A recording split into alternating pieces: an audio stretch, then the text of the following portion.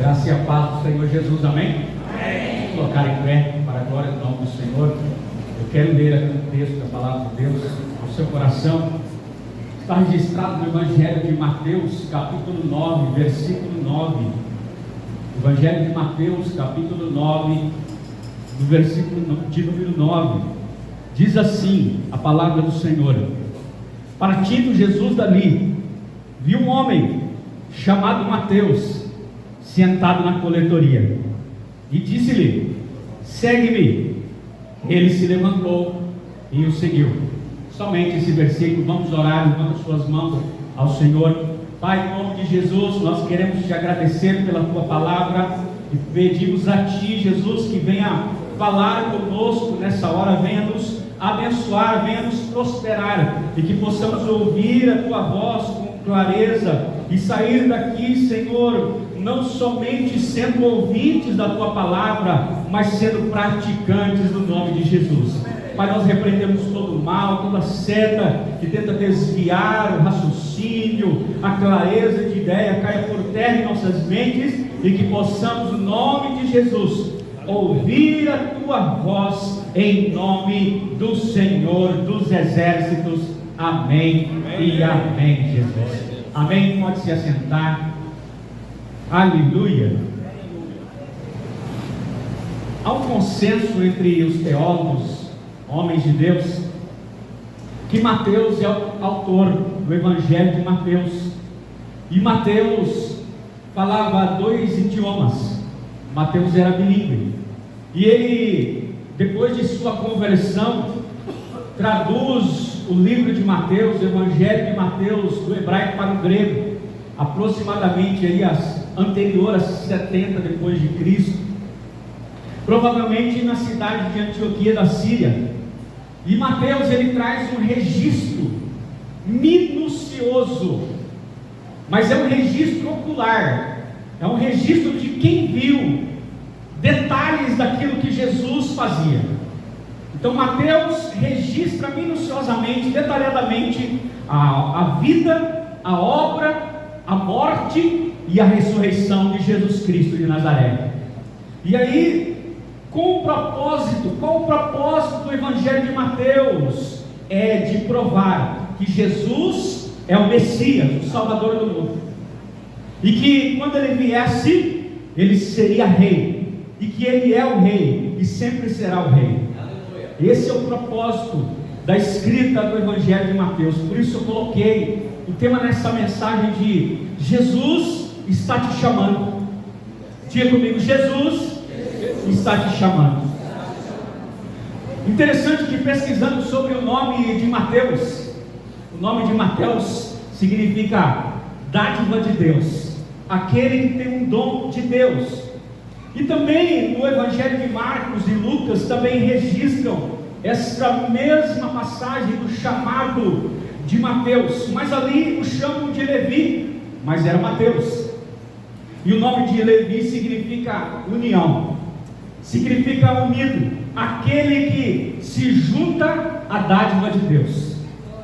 Tudo que Deus faz, tudo que você vê escrito na Bíblia, tudo tem um significado. Tudo tem um significado. E na lista dos outros apóstolos, ele era chamado de publicano, cobrador de impostos. Os publicanos eram os cobradores de impostos. E Mateus fez questão de conservar esse título, porque entendeu que Jesus veio chamar pecadores como ele. Mateus assume, quando quer ser chamado, quando é chamado de publicano, de que ele era um homem verdadeiramente pecador. Mateus era um cobrador de impostos, e os cobradores de impostos naquela época, eles não eram bem vistos pelas pessoas, porque eles estavam a serviço do Império Romano, e Mateus era muito bem pago para isso. Os publicanos, os cobradores de impostos, entre eles Zaqueu, também era um dos que trabalhavam nessa mesma área. Todos eles tinham uma vida social, econômica muito boa. A vida financeira deles era muito boa. E ele era conhecedor do Antigo Testamento. Mateus, um judeu, era um bom conhecedor do Antigo Testamento, mas dizem alguns comentaristas que ele frequentava o templo, frequentava a sinagoga, mas quando ele chegava lá, ele era isolado pelas pessoas, ele era excluído pelas pessoas, ele não era uma pessoa muito bem recebida, porque era um cobrador de imposto, era um judeu que deixou, na verdade, as pessoas olhavam para ele como um traidor. Eram judeus que agora estavam a serviço do Império Romano, que com mão de ferro explorava as pessoas e fazia com que as pessoas não só pagassem o imposto que deviam, mas deveriam pagar até além do que deviam. Então, o olhar das pessoas e a recepção que as pessoas davam a Mateus eram os piores possíveis.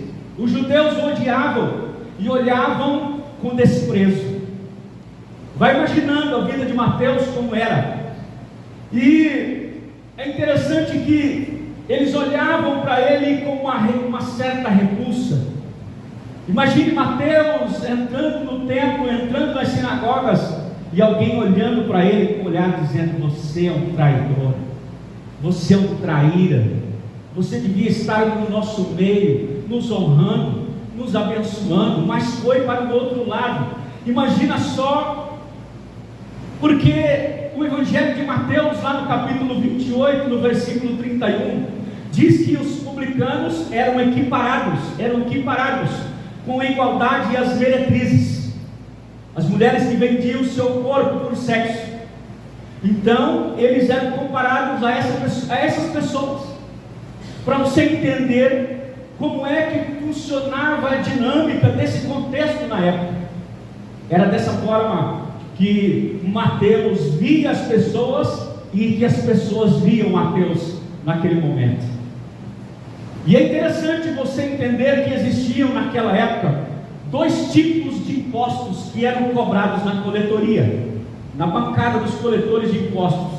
Diga comigo, naquela época existiam dois impostos. Qual era o primeiro, pastor? O primeiro imposto chamava-se imposto Gabai. O imposto Gabai era um imposto de valores maiores, que eram cobrados sobre as propriedades que haviam naquela terra. Muitas propriedades e valores muito grandes se tinham naquela época, e ali era difícil corromper aqueles valores. Era muito difícil haver corrupção, porque era um imposto oficial muito monitorado por quem estava acima dos cobradores de impostos. Mas também havia um outro tipo de imposto que chama-se imposto morrês. Imposto morrês. Esse imposto ele era cobrado em valores muito menores. Eram impostos menores, irrisórios, mas quando se juntava em um montante, eles davam grandes valores. E dentro do imposto morrês existia o grande morrês. O que era o grande morrês? Eram os cobradores de impostos que tinham os capangas. Eles contratavam pessoas e eles saíam para cobrar os impostos. Eram aqueles que agiam parecido com agiotas. Se você não pagar, está no saldo. É assim que funciona, tá? Então eles tinham uma capacidade para contratar essas pessoas, e eles saíam cobrando as pessoas o que deviam e até mesmo o que não deviam. E aquelas pessoas, com tanto medo, elas acabavam pagando, dando as coisas até que não poderiam dar, mas eles davam porque eram cobrados de uma forma às vezes até violenta. E dentro do imposto morrês existiam os grandes morrês que eu acabei de falar para você, e existem os pequenos morrês. Quem eram eles? Era o caso de Mateus. Eram aqueles que colocavam suas bancas no meio do povo, no meio de uma rota bem estratégica, e eles cobravam pequenos impostos. Eles não tinham como contratar pessoas para cobrar de uma forma incisiva as pessoas, mas eles mesmos faziam isso. Era o caso de Mateus. Então eles não contratavam capangas. E no caso do grande morrês aqui era o caso de Zaqueu, que também trabalhava nessa área, né? E Zaqueu era daqueles que contratavam as pessoas para cobrar os impostos. Mas Mateus era um pouco diferente, um pouquinho menor dentro da cadeia hierárquica. Ele não contratava, ele fazia a própria cobrança, na cara dura. Todos precisavam olhar para ele, todos precisavam vê-lo. Era tudo registrado por Mateus, aquilo que eles pagavam, aquilo que eles não pagavam. E aí nós podemos aprender com esse texto sobre o chamado de Mateus. Mateus foi chamado, foi encontrado por Jesus. E aí eu gostaria que nós compartilhássemos, pudéssemos aprender duas coisas no chamado de Mateus. Primeiro, anota aí se você estiver anotando. Enquanto você não aceitar o chamado de Jesus, o seu ambiente não vai mudar. Diga comigo assim: o ambiente não muda se eu não aceitar o chamado de Jesus. O versículo de número 9 diz assim: Mateus estava sentado na coletoria. Aquele era o lugar de Mateus, preso em sua função, escolhido por si mesmo durante a sua vida. Sua função de cobrador se tornou a sua vida. Era apenas o que ele sabia fazer. Entrava dia e saía dia, era a única coisa que ele se dedicava em fazer. Mateus não sabia, mas a sua escolha estava o prendendo em sua vida, estava colocando ele em uma redoma, em uma bolha. E Mateus não sabe, mas a sua escolha tenta chamar a atenção das pessoas. A escolha de Mateus tenta chamar a atenção de muitas pessoas, porque ele estava longe de Deus, ainda que conhecedor da palavra, ainda que conhecedor de todas as coisas, ainda que judeu, traindo o seu povo judeu, servindo aos romanos. Dessa forma, ele queria chamar a atenção, e conseguia, porque o olhar das pessoas eram olhares fulminantes.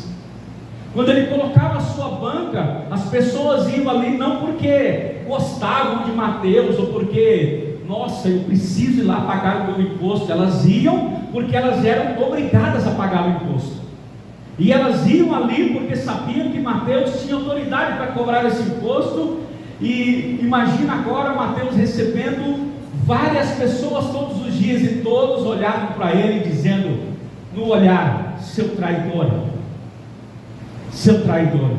Todos tinham esse olhar para a vida de Mateus.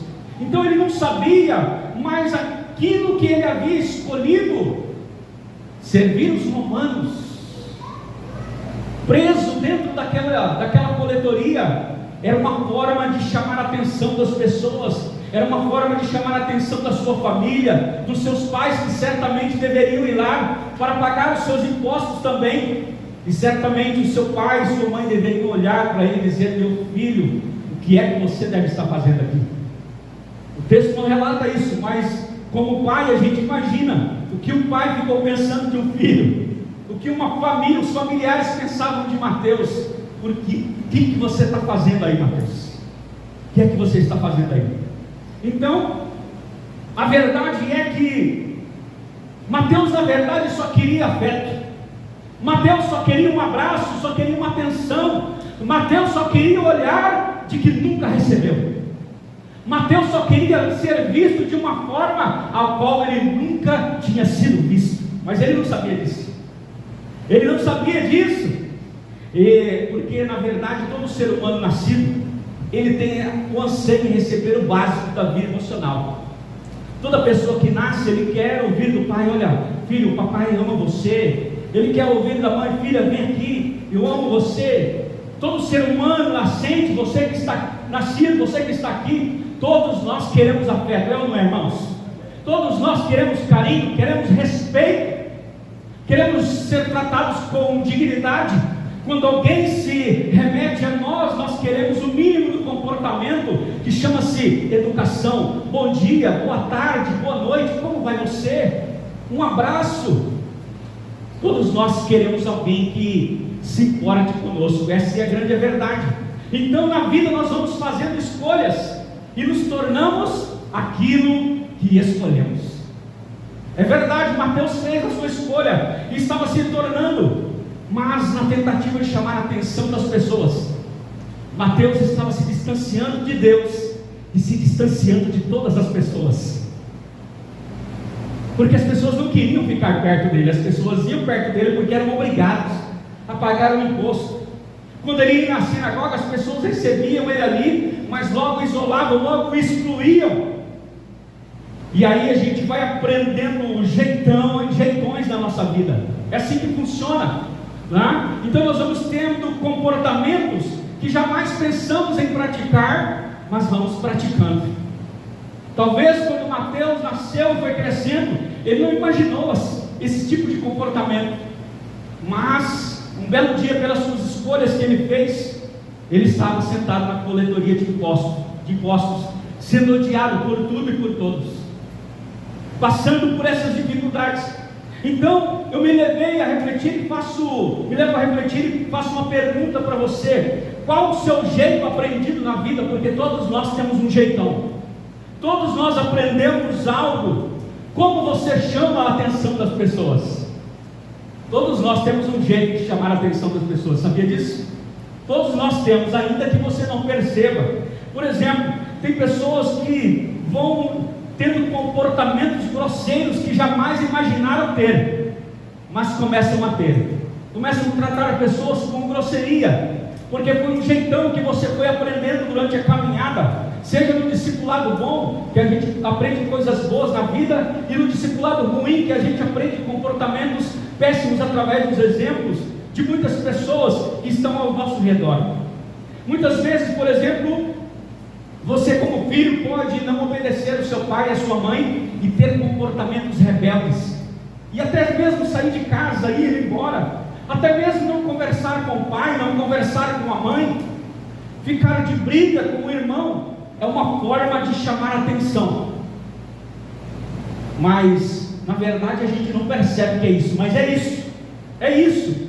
Então, maridos, por exemplo, que não respeitam as suas esposas, não respeitam os seus filhos, patrões que não respeitam os seus empregados e os tratam com uma má educação. Se eu pedir para levantar a mão, talvez muitos não ficariam com as mãos abaixadas, porque todos nós já passamos por essas situações nas empresas onde queremos ser tratados com o mínimo de dignidade, mas muitas vezes somos massacrados pelo nosso patrão, somos massacrados por aqueles que estão acima de nós, mas nós só queríamos ser tratados com respeito. Sabe, muitos pais têm comportamentos violentos, por exemplo, com seus filhos, batem os seus filhos, espancam os seus filhos, e quando ele vai cair em si, ele diz: meu Deus, o que é que eu fiz? Comportamentos péssimos, comportamentos que vão visitando, que vão tirando você do propósito ao qual Deus criou você. Deus não criou você para isso. Deus criou para que você possa abandonar o pecado e a seguir a Jesus. Foi para isso que Deus criou você. Por exemplo, eu conheci um jovem, uma pessoa, que ele cresceu muito longe do seu pai, e quando houve a possibilidade de reconciliação com o seu pai, ele queria chamar tanto a atenção do seu pai, ele queria tanto um abraço, ele queria tanto um beijo, ele queria tanto que o seu pai se importasse com ele, que ele começou a fazer muitas peripécias, ele começou a aprontar muito. E aí um dia, para chamar a atenção do pai, ele deu um tiro no cavalo do pai. Aí você imagina, né? Aquela atitude que ele achou que ia chamar a atenção do pai, mas ele não percebia isso. Ele fez isso, mas ele não sabia que ele queria chamar a atenção do pai. Na verdade, afastou ainda mais o pai dele. O pai dele disse para ele: vai embora, eu não quero você aqui comigo. Então alguém que só queria um abraço, alguém que só queria alguém que olhasse para ele não como uma pessoa complicada, mas como um sobrevivente que precisava de um apoio, que precisava de uma ajuda, que precisava do abraço que deveria ter recebido lá atrás, agora vê a possibilidade de se romper tudo mais ainda na sua vida. Então esse pai jamais iria conseguir receber aquilo que estava na expectativa desse filho. Sabe por quê? Porque ele também não recebeu do seu pai. Então jamais ele teria o poder de decifrá-lo, e muito menos de transferir para o seu filho através de um comportamento novo. Ele não iria conseguir fazer isso, porque a gente só dá aquilo que a gente recebe. só dá aquilo que a gente recebe. E pode perceber, você consegue só dar aquilo para as pessoas quando você vem a Jesus, e Jesus muda a sua história, e pela graça de Deus, Ele muda e altera os seus comportamentos, quando você vai aprendendo através da palavra de Deus, e através do discipulado, e a sua história muda, e você consegue ser um pai diferente, uma esposa diferente, um filho diferente, e alguém na sociedade que vai brilhar e vai fazer toda a diferença. Essa é a grande verdade. Sabe, o jeitão de Mateus consolidava aqui o fato de que ninguém gostava dele. Todos os olhares de seus conterrâneos eram olhares de traidor, servo dos romanos, seu arrogante. Talvez em algum momento da sua vida você recebeu olhares assim, olhares de julgadores, de pessoas que na verdade não queriam dar afeto. E na verdade, quando elas iam para pagar os seus impostos, elas iam apenas pela cumplicidade que tinham que fazer. Na verdade, elas não queriam dar afeto a Mateus, e Mateus não poderia esperar isso delas. Elas não queriam dar abraço, muito menos atenção a ele. Elas estavam ali porque eram obrigadas a estar. Então, mas uma coisa importante você precisa perceber: elas faziam questão de demonstrar o seu olhar de desamor pela vida de Mateus. Elas faziam questão de demonstrar. E eu imagino que Mateus deve ter contemplado, aqui olhando nos seus olhos, vejo o olhar fraterno dos irmãos prestando atenção na mensagem, mas me coloco no lugar de Mateus, quando aquelas pessoas iam e olhavam com diversos tipos de olhares que jamais eu e você deveríamos olhar para uma pessoa. E aí fiquei pensando, nós como crentes, nós como cristãos, como líderes, porque líderes não são só aqueles que trabalham na casa de Deus, mas líderes são aqueles que lideram o seu pai. Se você tem um filho, você é um líder. Se você tem uma família, você é um líder. É assim que funciona a nossa vida, e fico imaginando tudo isso acontecendo na vida de Mateus. Então na coletoria, Mateus continuava em sua rebelião interna, querendo ser o que nunca foi chamado para ser: cobrador de impostos, recebendo olhares terríveis, carregando um jugo pesado, um fardo pesado sobre a sua vida. Jesus nunca tinha chamado Mateus para ser aquilo, mas ele escolheu ser. Ah, querido, continuando uma vida de prática de pecado. Era isso que Mateus estava acontecendo na vida dele, porque ele estava ali na coletoria de impostos, e ali havia muita corrupção. Havia muita corrupção, e ele estava ali, sendo compassivo com a mão de ferro romano, que cobrava das pessoas além daquilo que eles deviam. Isso era um tipo de pecado, né? Então ele passava ali por todo tipo de situações, sem se arrepender. Sabe por quê? Porque aqueles olhares humanos sobre a sua vida jamais iriam mudar. Ei, não adianta você receber os olhares de desprezo. Você já está careca ou com muito cabelo, de tanto ouvir falar, que você jamais pode morder a isca da ofensa. Quando as pessoas falam algo de você, olham para você diferente, de cima para baixo, com desprezo, com qualquer tipo de olhar, com qualquer tipo de comportamento, o que é que você faz? Você recebe esses olhares? Mateus estava preso em todas as iscas que ele mordeu. Ele estava preso nas suas próprias escolhas, e aqueles olhares jamais iriam mudar a sua vida. Pelo contrário, levavam ainda mais para o seu labirinto existencial. Se você está aqui nessa noite, você que nos ouve pela internet está passando por isso, tem algo bom nisso. Sabe por quê? Muitas vezes Deus permite esse labirinto acontecer na nossa vida, para que nós possamos começar a olhar para Ele. Sabe por quê? Porque o texto da palavra de Deus, nos textos anteriores, nos capítulos anteriores, diz que Jesus estava indo nos lugares, estava executando, fazendo muitos milagres, e certamente isso chegou ao ouvido de Mateus, porque o Evangelho tem chegado ao seu ouvido, tem chegado à sua casa, tem chegado no seu coração todos os dias da sua vida. de diversas formas, pela internet, por pessoas que vão à sua casa, por folhetos, por mensagens que você ouviu. A mensagem tem chegado ao seu coração, e aí quando ela chega, ela começa a mudar o ambiente. Mas o ambiente criado por Mateus mesmo não mudava. Ele continuava na coletoria com uma vida colérica, com uma vida sem graça. Dia após dia era a mesma rotina, era a mesma coisa, era a mesma amargura de vida. Mas o texto diz que Mateus estava sentado na coletoria, e Jesus passando, porque Jesus estava sempre em movimento, ele passa pela coletoria, pela rota estratégica de se pagar impostos. E diz o texto que Jesus olhou para Mateus,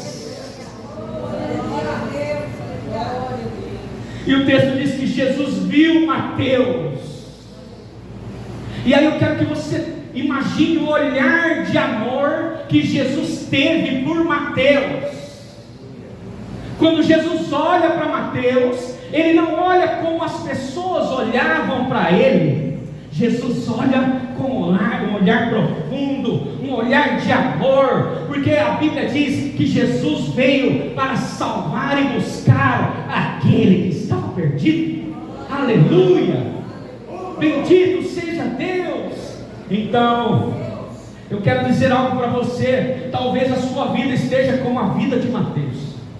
Você fez escolhas que estão prendendo você, que estão situações que aconteceram na sua vida por causa das suas escolhas, que estão levando uma vida colérica, uma vida de prisão. Mas saiba de uma coisa: Jesus está te vendo agora. Jesus te viu durante toda a movimentação, começando lá na grande comissão, até hoje, passando por vários mártires da igreja, por várias gerações. O Senhor te viu e está te vendo. Ele conhece o seu jeitão. Ele conhece o seu jeitão na sua casa, que muitas vezes não é manifesto aqui no prédio da igreja, que muitas vezes a gente tenta mascarar o nosso jeitão, mas Jesus sabe quem nós somos na nossa casa. Ele sabe quem nós somos no nosso interior. Ele está te observando, ainda que você não perceba.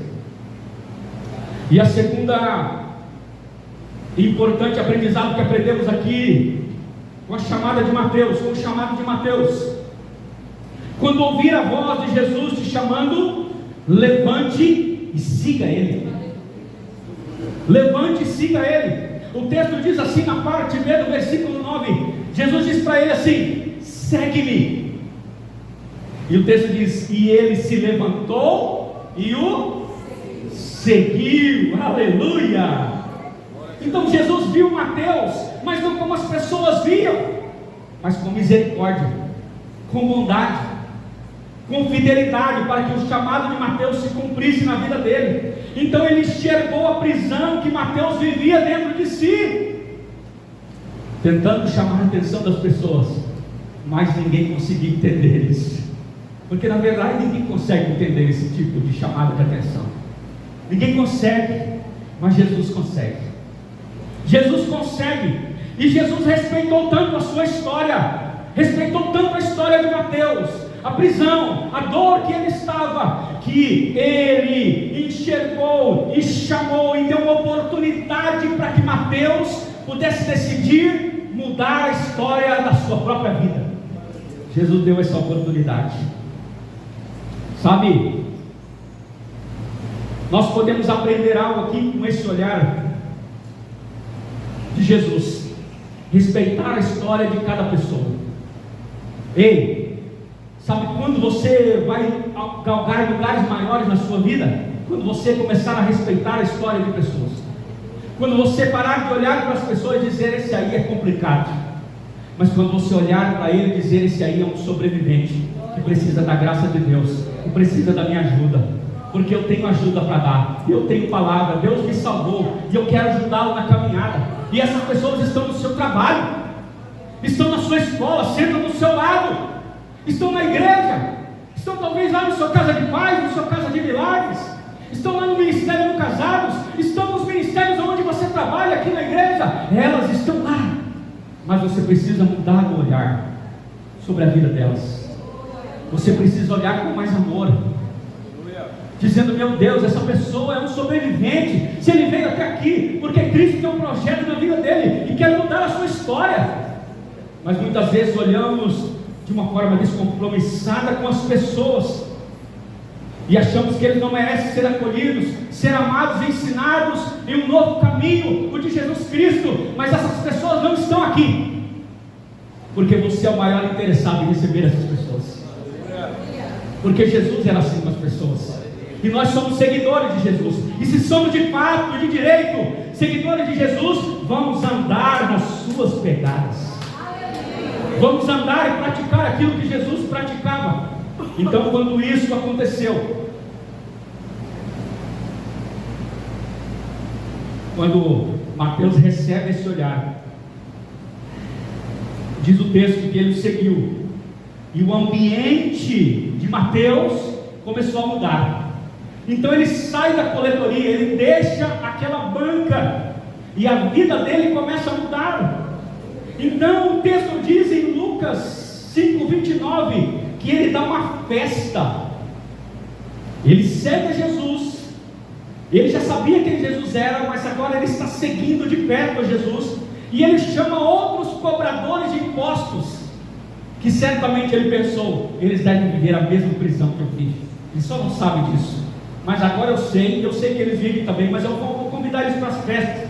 E diz o texto que ele chamou também outros pecadores para jantarem com Jesus e seus discípulos. Está registrado aqui no capítulo 29 de Lucas, capítulo 5. Então, Levi, mas é Mateus, é o mesmo nome, ofereceu um grande banquete em sua casa, tendo Jesus como convidado de honra. Aleluia! Convidado de honra. Muitos dos cobradores de impostos, colegas de Levi, e outros convidados estavam ali. Mas os fariseus e os mestres da lei queixavam-se amargamente aos discípulos de Jesus: por que vocês comem com os publicanos e com pessoas de má fama? Jesus respondeu-lhes: são os doentes que precisam de médico, não aqueles que têm boa saúde. Olha só o versículo 32, é forte, grava isso aí. Meu propósito, é Jesus que está falando, meu propósito é convidar os pecadores a se arrependerem dos seus pecados, e não aqueles que se acham muito justos. Olha o propósito de Jesus. Jesus estava na reunião certa. Em outras palavras, ele estava dizendo para eles: eu estou na reunião certa. Talvez vocês que precisam de se arrepender mesmo. Vocês fariseus precisam entrar no mesmo pacote e aceitar que também precisam ser convencidos do pecado, da justiça e do juízo.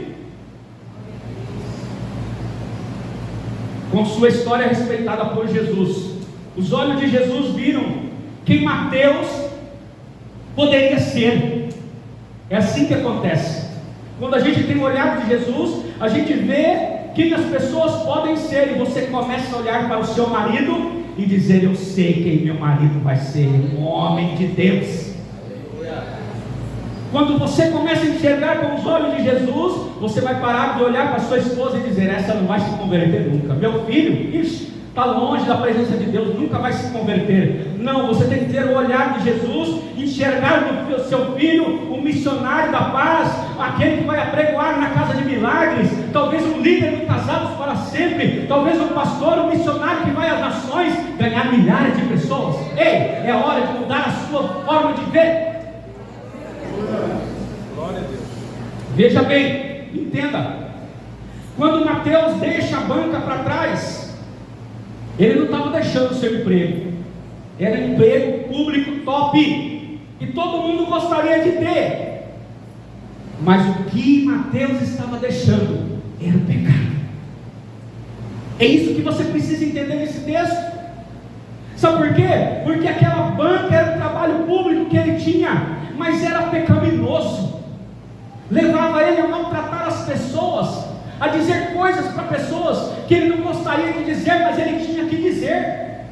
Então, era uma forma de lesar o seu semelhante. Então, ele a deixa como uma convicção de que estava pecando diante de Deus, e ele abandona a velha vida. E ele entende que quando Jesus chama ele, Jesus estava chamando ele para ser uma nova criatura, para ter uma nova vida. A pergunta é: como você olha para as pessoas? Sendo seguidor do Mestre, sendo aprendiz do Mestre Jesus, como você olha para as pessoas? Jesus olhava para as pessoas e via quem elas iriam ser. Diferente das pessoas que olhavam para Mateus e viam quem ele era, onde ele estava, as maldades que ele fazia. Então Mateus chamou outros publicanos e outros pecadores para o jantar com Jesus, porque ele estava acreditando que os outros também poderiam ser vistos por Jesus, assim como ele foi visto. Por isso ele chama Jesus como convidado de honra, e ele chama esses outros homens para que eles pudessem ter a oportunidade de seguir a Jesus também. E concluindo essa mensagem, é preciso se arrepender da vida que você escolheu viver. Um dia eu escolhi uma vida também, estava longe de Jesus, longe, muito bem longe, pecador, na prática da mentira, na prática de estar longe de Deus, de não acreditar em Deus, na prática de desonrar os pais, na prática de desonrar as pessoas que estavam do meu lado, os meus avós. Mas um dia o Senhor olhou para mim com um olhar diferente e me chamou das trevas para a maravilhosa luz. E aí, quando ele me chamava para o arrependimento. Deixe de viver essa vida. Pare de pensar que você pode ter uma, duas, três namoradas, que você pode namorar com várias mulheres. Existe uma mulher preparada para você, uma mulher de Deus. Existe uma família preparada para você. Existe uma história para você. Jesus olhou para mim e disse: ei, eu vou fazer você pescadores de homens, ministro da minha palavra, aleluia. E assim, quando Jesus olha para a gente, Ele olha e vê tudo aquilo que a gente não vê, tudo que as pessoas jamais poderiam ver. Aleluia. O amor de Deus é maravilhoso. Então, cuidado com a vida que você escolheu viver. Está te prendendo no ambiente, talvez o ambiente da coletoria, onde você tem recebido as ofensas, tem mordido a isca de Satanás, está brigado com todo mundo na sua casa, na sua família. É hora de se arrepender, ir lá e pedir perdão, consertar a sua vida com o seu pai, pedir perdão para o seu pai, para a sua mãe, para o seu filho que você esmancou. É hora de reatar os laços. Jesus chama, é para arrependimento. Foi isso que aconteceu na vida de Mateus. Ele não deixou o seu trabalho, ele deixou o pecado, porque ele sabia que a única coisa que poderia separar ele era pecado de Deus, e ele se lançou em Jesus. Então quero dizer algo para você: cuidado, porque a vida que você escolheu está causando severas angústias em seu coração. Se atente ao chamado de Deus. O propósito de Jesus para você nessa noite, que está me ouvindo aqui, que está aqui no prédio da igreja, que me ouve pela internet, por esse mundo afora, é que você se arrependa do seu pecado, da forma qual você está vivendo. Foi isso que aconteceu comigo, e naquele dia 19 de abril eu entendi isso, e entreguei a minha vida para Jesus, e Jesus mudou a minha história, como mudou a história da vida de Mateus, vai mudar a sua também. Vai mudar a sua história, vai te levar a um lugar de honra junto com Ele. É isso que Jesus tem para a sua vida. Então é momento de se arrepender dos seus pecados, da vida que você está levando longe de Deus. Não acredita em Deus, não acredita na família, não acredita nos seus pais, não acredita em ninguém, não confia nas pessoas, não dá um voto de confiança para ninguém e nem para Jesus. Mas Jesus quer entrar na sua vida hoje. Mas Ele está batendo na porta do seu coração. Ele é muito educado. E quando você entregar a sua vida para Jesus e você começar a servi-lo, seu ambiente de vida vai mudar para sempre, para toda a vida, para toda a eternidade, na presença de Deus, com perseverança. Porque tem muita gente que entrega a vida para Jesus, mas no meio da caminhada acontece alguma coisa, ele para de perseverar, ele abandona Jesus. Talvez você seja um desses que está me ouvindo aqui nessa noite. Sabe, eu quero dizer algo para você. Jesus está esperando você com aquele mesmo olhar de quando Ele te chamou pela primeira vez para aceitar a Cristo. E essa noite é noite de você reconciliar, voltar para a casa do Senhor. Então sua vida começa a ser transformada. E seus discípulos e a presença de Deus vão te ensinar durante toda a caminhada da vida cristã. Tenha certeza disso. Sabe por quê? Porque a palavra de Deus diz que ainda que um pai e uma mãe te abandonarem, eu jamais te abandonarei. O Senhor disse: eis que estou convosco todos os dias, até a consumação de tudo, até o fim. O Senhor está conosco. Vamos colocar em pé nessa hora em nome de Jesus. E aí uma pergunta para você refletir: você já se deu conta de que há quanto tempo Jesus está te chamando? Se Jesus está te chamando nessa noite aqui para entregar a vida para Jesus, pela primeira vez, você nunca fez isso, eu gostaria que você saísse do seu lugar. O Senhor está te chamando. Ele está olhando para você nessa noite com aquele olhar de bondade, de fidelidade, de misericórdia, dizendo: meu filho, volta para mim, estou aqui pronto para te receber. Tem alguém que quer entregar sua vida para Jesus? Se tiver, levanta sua mão bem alto, ou sai do seu lugar, vem aqui à frente, eu quero fazer uma oração por você. Tem alguém? O olhar de Jesus é olhar de amor. Ele está te chamando. Tem alguém que está afastado dos caminhos do Senhor? Está aqui no nosso prédio nessa noite e quer reconciliar com Jesus? Se tiver, sai do seu lugar, vem aqui à frente. Eu quero orar com você. Eu tenho apenas 2 minutos. Alguém? Jesus está passando em frente à coletoria, o lugar onde você está preso. Ele está passando aqui nessa noite e Ele está olhando para você, mas Ele não está te julgando como talvez a sua família te julgou, como os seus parentes, os seus familiares, como as pessoas têm te julgado. Ele não está te julgando. Ele só está dizendo para você: vem, segue-me. Se você quer seguir Ele, vem aqui à frente em nome de Jesus. Eu quero orar com você. Tem alguém que quer seguir a Cristo pela primeira vez na sua vida, ou quer reconciliar? Deus te abençoe, minha irmã. Bem-vinda. Você está na família de Deus, aquele que nos ama. Tem mais alguém que quer entregar sua vida para Jesus, que quer reconciliar? Se tiver, sai do seu lugar, vem aqui. O Senhor está te chamando. Aleluia. O Senhor está te chamando. A Bíblia diz: se ouvires a voz de Deus, não endureças o seu coração. Tem mais alguém? Estaria orando por essa irmã aqui em nome de Jesus. Como é o nome da irmã? Nilza. Irmã Ilza. Nilza. Irmã Nilza, a senhora está entregando a vida para Jesus. Glória a Deus. Então repita uma oração comigo. Feche os seus olhos e confere. Diga assim: Senhor Jesus, eu entrego a minha vida ao Senhor. Escreve o meu nome no livro da vida e me receba como a tua filha amada, em nome de Jesus. Amém. Amém, minha irmã. Pode abrir os seus olhos. Sua família é grande? É grande? Mas olha para trás, ela aumentou. Você foi adotada na família de Deus. Seja bem-vinda em nome de Jesus. Amém. Glória a Deus. Pode voltar para o seu lugar. A pastora Simone vai te acompanhar, pegar os seus dados. Que Deus abençoe a vida dos irmãos, em nome de Jesus. E que você valorize o chamado de Deus na sua vida. E que o Senhor lhe conceda novas oportunidades de entregar a sua vida